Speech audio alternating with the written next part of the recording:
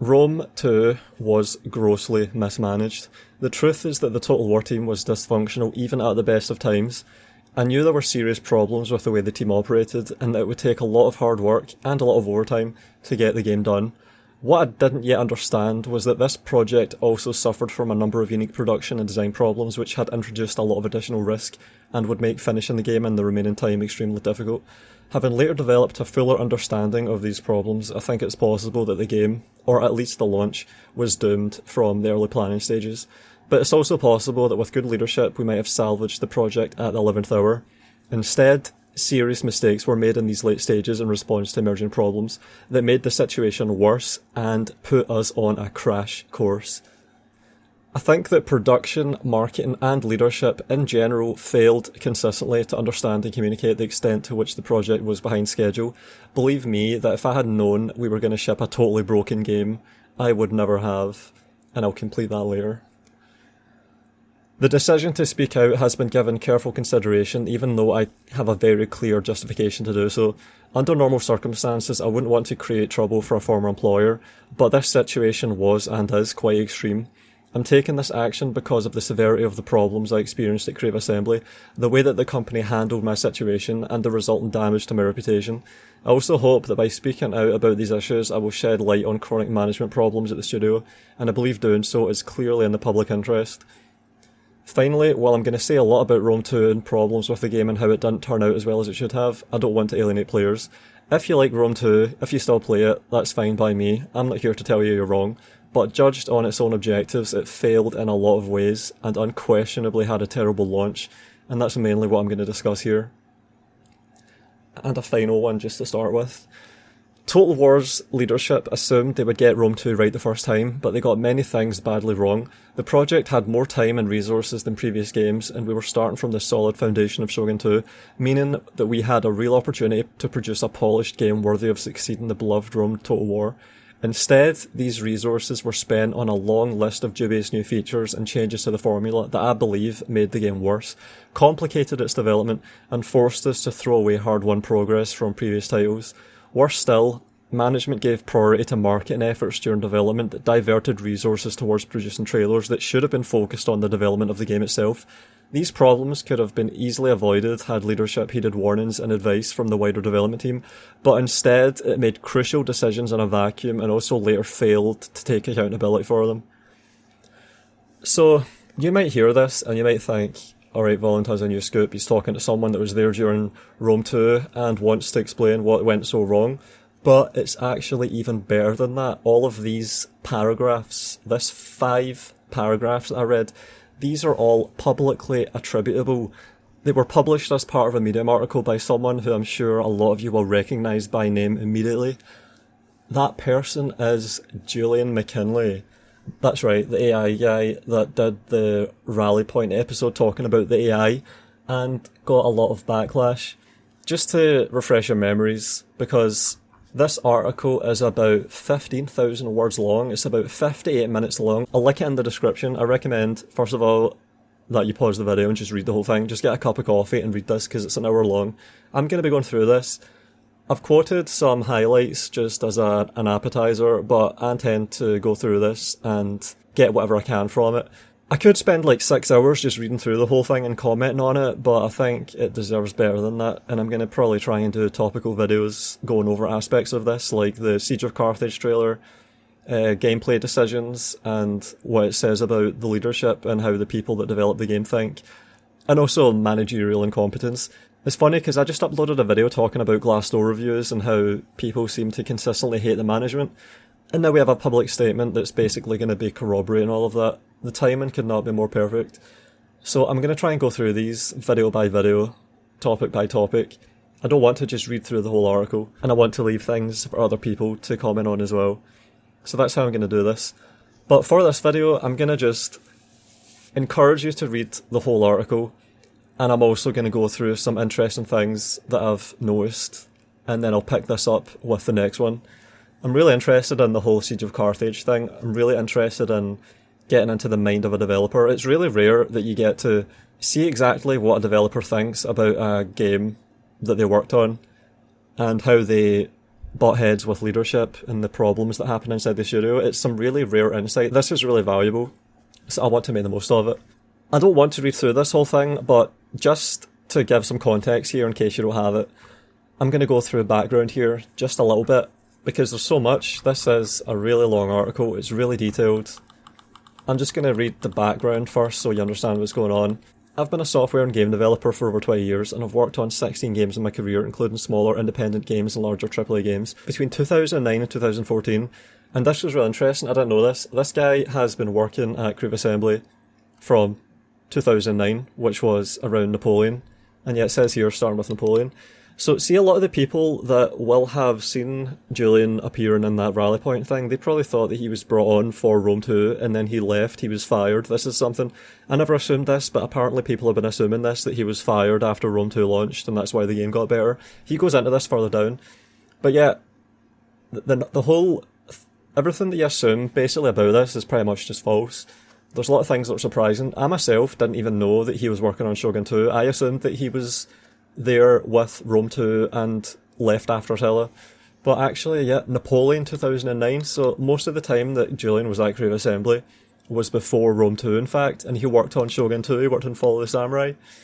Yep, starting with Napoleon, then working on Shogun 2, Fall of the Samurai, Rome 2 and Attila before departing from the company. In October this year, it'll be a decade since I left, and for most of that time I haven't paid very close attention to Total War, but over the last year I've been troubled by events involving the company. I won't go through all of it here, and you can easily find a summary elsewhere, wink wink, but there's been mistakes involving Total War products and treatment of the community which have resulted in intense criticism from players and commentators. We also learned that Sega, Creative Assembly's parent company, cancelled Hyenas, a major first-person shooter project in development at the studio for a number of years, and I did a lot of the leaking on this, shortly before it was due to launch. This has been followed by multiple rounds of layoffs in which an apparently substantial number of developers, including former colleagues of mine, have lost their jobs. Long-time Total War players may recognise my name because I became publicly associated with the launch of Rome 2, a game we shipped in September 2013 in a largely unplayable state, resulting in a major player backlash. I had appeared in a couple of months earlier in an episode of the Rally Point web series to discuss the work we were doing with the AI for the battle side of the game, and that exposed me to a lot of criticism over the state of the AI and the game in general. And just as an example, I'm going to show you here, refresh your memory. So in Rome 2, we have invested more resources into improving the battlefield AI than I think we have in any Total War game to date, which can block off. And they're using the Siege of Carthage stuff there. This video will go down in gaming history, reported for misleading content. I hope the IA programmer guy is fired. Third comment. Hey guys, when you slow down the interview at 0.5 speed, it sounds like he is high, which he probably was when he programmed AI. Isn't false advertising illegal? Yeah, I even brought this up after the launch. Yep, so it's just people shitting on the AI, shitting on the guy for saying the AI is good, and that he's working on it. And Julian explains how all of this happened in this giant article. I'll get into that at some point. Yeah, so due to the way the state of the game contrasted with the tone of my interview, it looked as though I had deliberately misrepresented the game and the work I'd done. And while the Rally Point video itself had a relatively small viewership of 100k or so, some reviewers and commentators used clips from it to ridicule me to an audience of millions.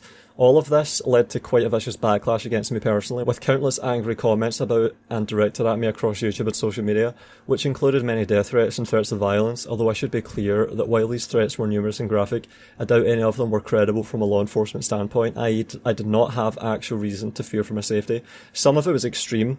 One viral video contained long sequences of my face being stabbed and set on fire, while the words "burn immoral AI genius" flashed on screen.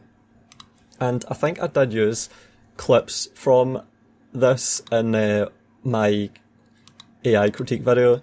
And by the way, the thesis of this video was that the AI is terrible and it's the main thing wrong with the game. We wanted and expected an AI that could block off streets, which can split up its forces and actively defend or attack specific points in the map, which can execute outflanking maneuvers inside a settlement environment and split its forces up and attack an enemy position from multiple fronts.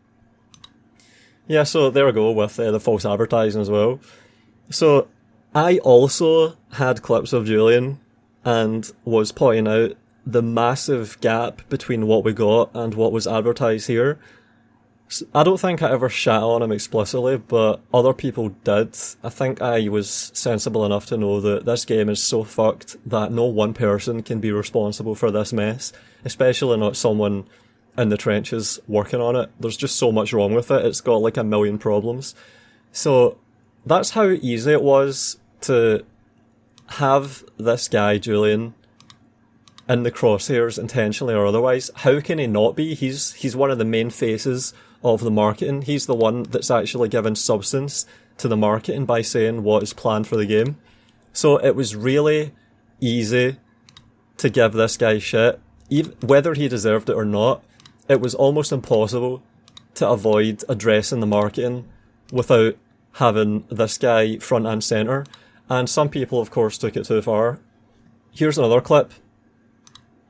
Remember, I was there on launch. I'm pretty sure. Oh, come on. And they're doing nothing, and they've taken a settlement for nothing, pretty much. Yeah, I did this on launch day, and this is from December 2013. This is when I made this critique. 5 seconds to go and they're just sitting there. They're just, look at this, guys, look at this, what is this? See if they're... Yeah, he even goes into this. He describes these problems and he explains why they happened. He explains how this came to pass. As you can see, the AI is doing nothing. This is gameplay from launch day. I'm doing a co-op campaign on launch day. And in our first ever battle, I've talked about this before, the AI literally did nothing. Nothing. Out of spite right now. Just you're so angry at them for not even trying. Yeah. I'm just going to throw them at them. If I can even do it in time. Oh, that's terrible. First ever battle and we don't even That is kill anything. awful, man. What the hell? Yeah, so you can imagine how excited we were, and we got this, and all of our hopes were just shattered, and this was the collective experience of the entire player base, pretty much. And who did we have to blame? That would be the guy that they put in front of the camera to explain what we were to expect. Off streets, which can split up its forces and actively defend or attack specific points in the map, which can execute outflanking maneuvers inside a settlement environment. Yeah, see, when we got the game on launch, it had none of this. This is the thing, it had none of this. Criticism and discussion of my involvement persisted online long after I'd left the company.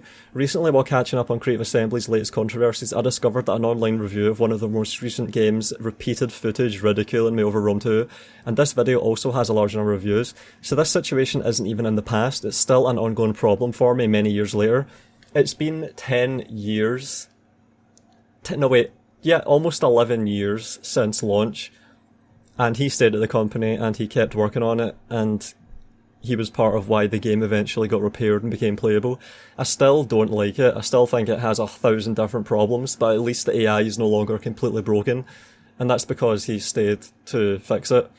And he explains later on that people said that he was fired and that's why the AI was improved, and that was really demoralising for him, and he thought about resigning when that was happening. So you can imagine what he's dealing with. This article basically explains how the AI being completely broken on launch was not his fault. It was because of poor management, and he was doing his best the entire time. He was in the trenches working hard to fix this crap, and he was getting no credit for it, and even now 10 years later he still gets shit over this. And the case he makes is compelling. It wasn't his fault. And long story short, but I'm sure I'll get into it later, the abridged version is that they made some really horrific, drastic last-minute changes to the way sieges work, settlements work, and it totally threw off all of the work that was done on the AI, which is why the AI was just brain dead. Long story short, I'll get into that more later.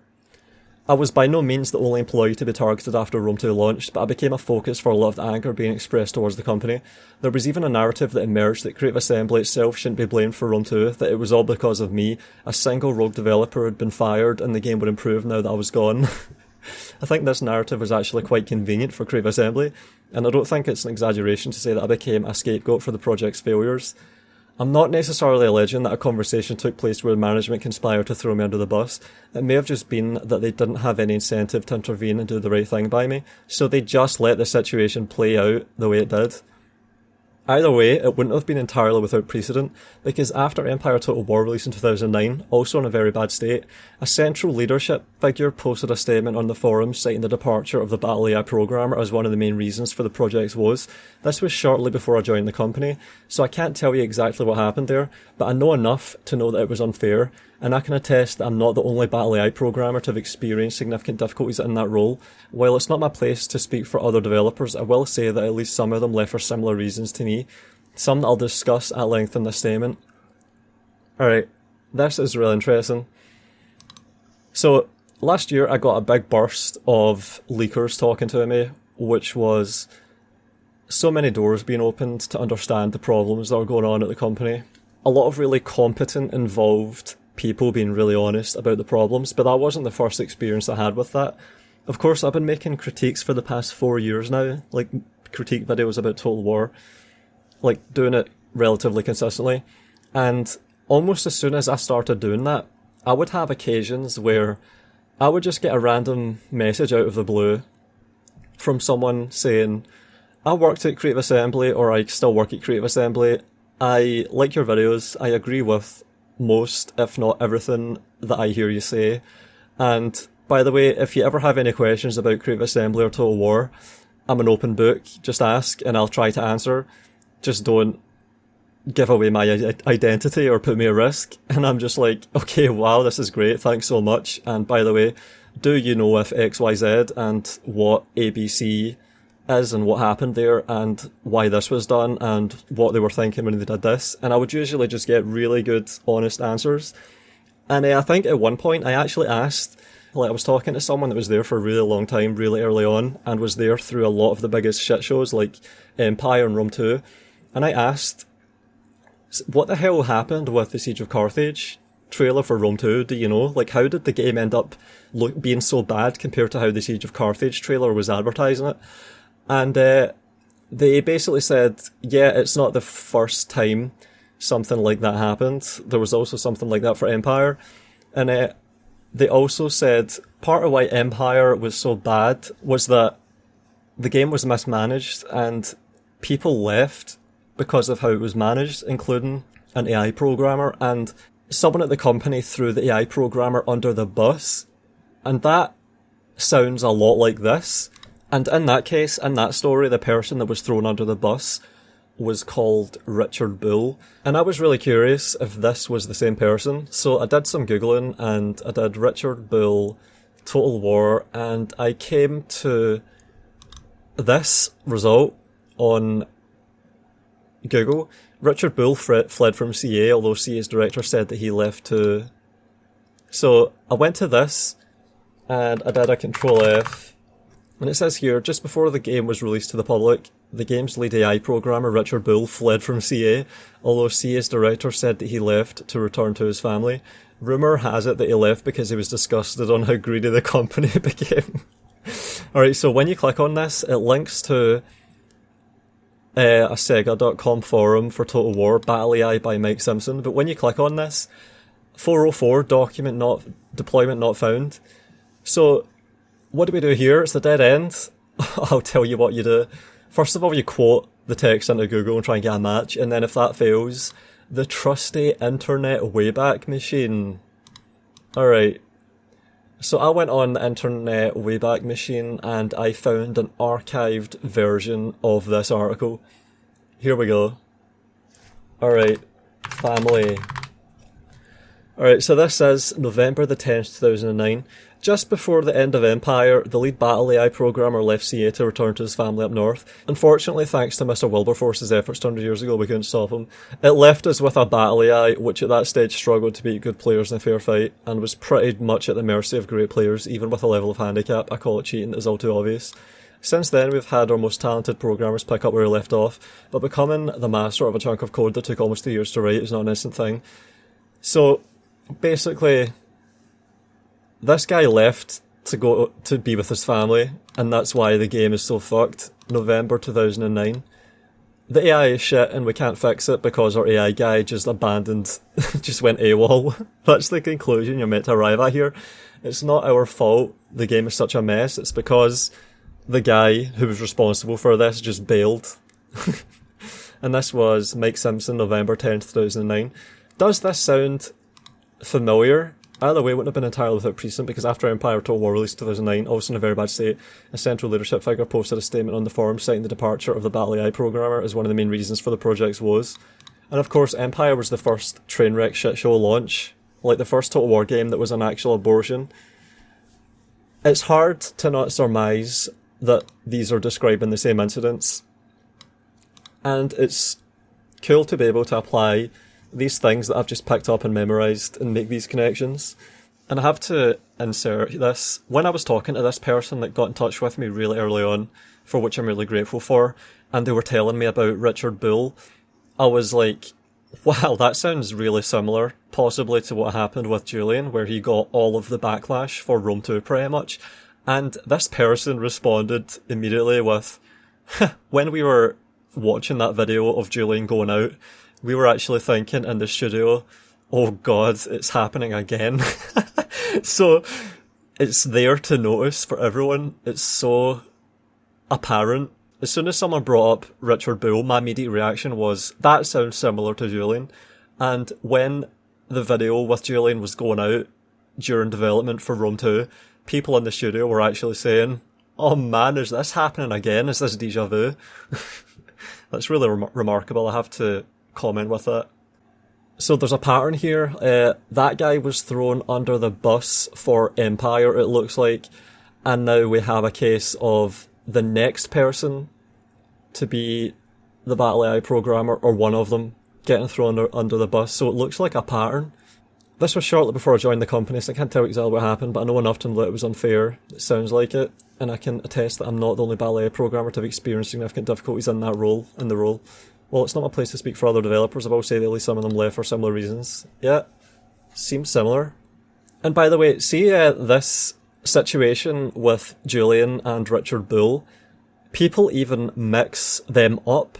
That's how similar the story is, because while I was Googling for Richard or Julian, I came across this post on the Star Citizen Reddit, of all places, saying, ironically, this was 4 years ago, right? August 2020. Ironically, some strategy games like Total War and a AAA series had one AI programmer, and when the AI programmer quits, horrible shenanigans ensue. Julian McKinlay was the sole AI programmer at Creative Assembly. I don't think that's true. And when he left the company, they had massive issues, apparently, resulting in the debacle that was Empire Total War, or Napoleon Total War, I forget which, at launch. He doesn't even have it right here. He's got it wrong. It was Richard Bull that was there for Empire Total War, and that had a terrible launch.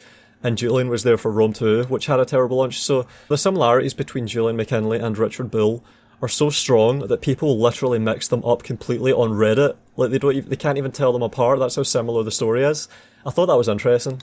And also, I was talking to some other developer last year as part of my process of figuring things out and conveying leaks, and I actually likened the Richard Bull, Julian McKinlay situation myself in confidence. So I said, also, the thing you were saying about Julian really resonated with me, because I had already had someone tell me the same kind of thing happened with Richard Bull eons ago with Empire, where the game shipped with a bad AI and Richard was thrown under the bus. And that was what I actually said when that conversation was happening. When that person was telling me about what happened with Richard Bull, I said, that is strange. That sounds like it could have been exactly what happened with Julian McKinlay, because he took basically all of the blame for Rome 2 being shit, even though all he was a sole developer working on a specific part of the game. So I was also spotting the likeness. So it's funny how everything just comes together. Editing this in later because it came to mind.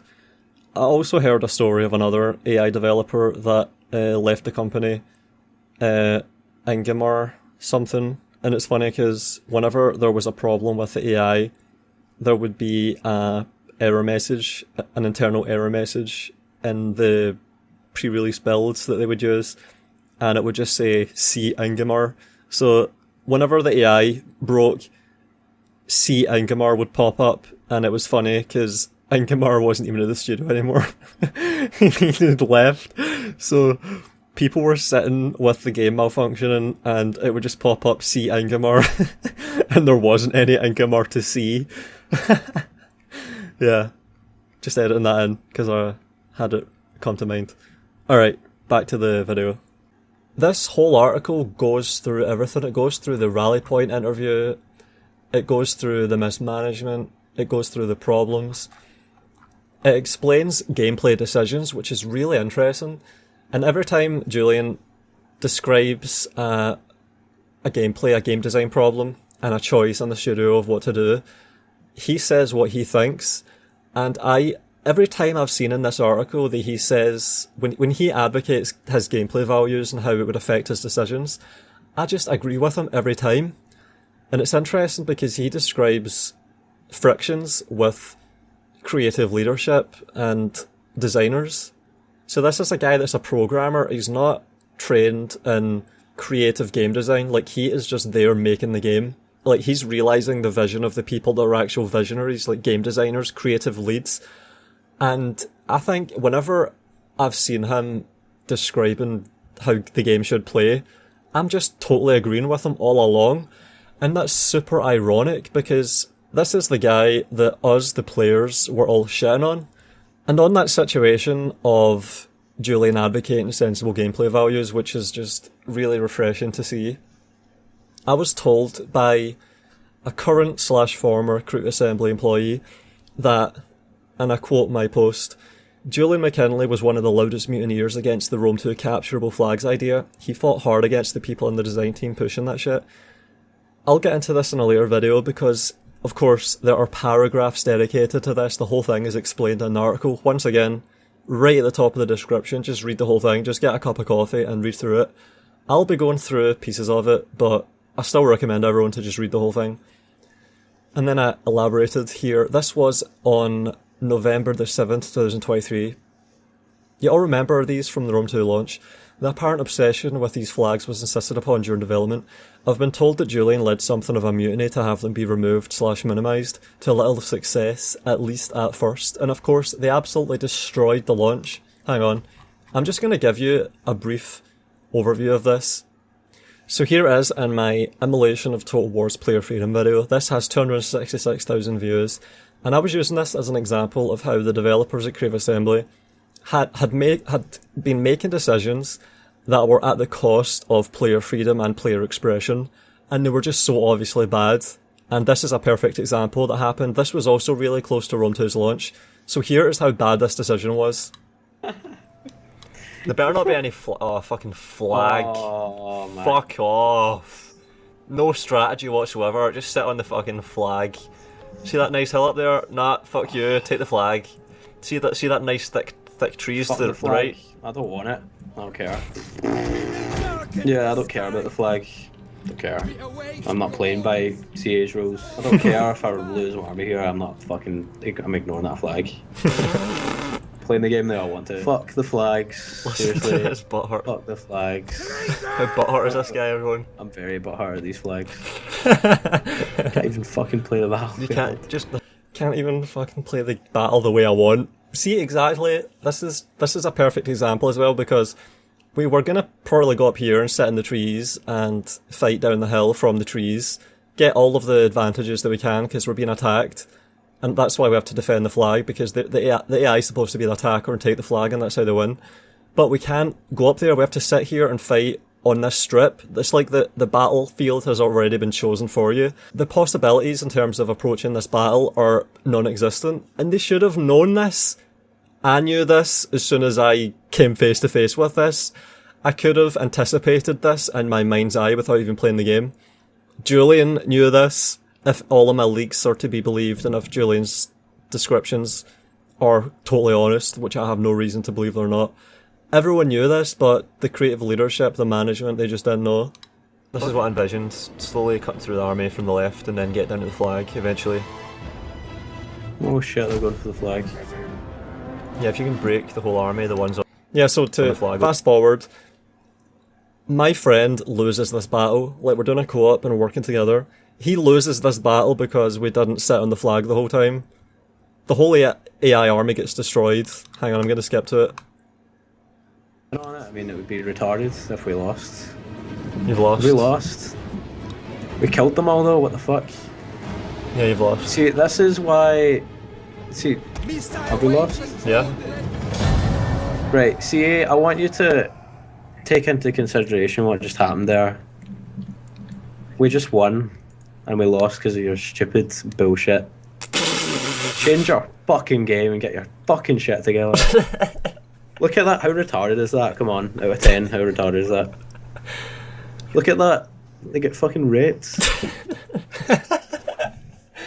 Yeah, exactly. It's the most unsatisfying shit. And as I said here, Julian was pushing back against this. I'm assuming loads of people were, but the creative leadership call the shots, and their judgment is absolutely fucking dog shit. So the game's crap. There were people there inside CA at the time that knew they would be so terrible, it just wasn't up to them, they got overruled. And that seems to be happening all the time. And if you want any more examples of this, just read the article, Expanding Cities.